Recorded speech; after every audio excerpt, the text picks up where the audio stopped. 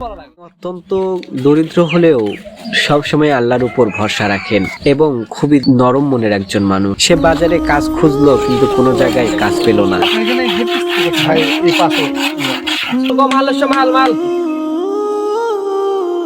এখানে তো আপনি হেড মিস্ত্রি, তাই না?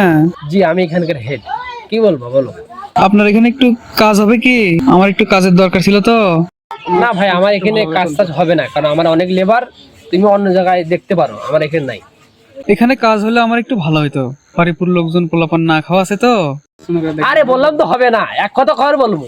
তুমি যাও তো, কোন থেকে পাগল ছাগল আসে, দূর হও এখান থেকে, চলে যাও, আমার হবে না, যাও।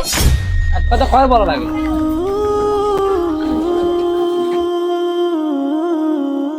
সে হেড মিস্ত্রির ব্যবহারে কষ্ট পেয়ে এক জায়গায় বসে বলে, আল্লাহ, কোনো জায়গায় তো কাজ পেলাম না। আল্লাহ, তুমি তো দেখলে, তুমি একটা কাজের ব্যবস্থা করে দাও আল্লাহ। বাড়িপুর লোকজন পোলাপান না খাওয়া আছে আল্লাহ, তুমি একটা কাজের ব্যবস্থা করে দাও আল্লাহ। তোমার উপর ভরসা রাখলাম, তুমি একটা কাজের ব্যবস্থা করে দাও আল্লাহ।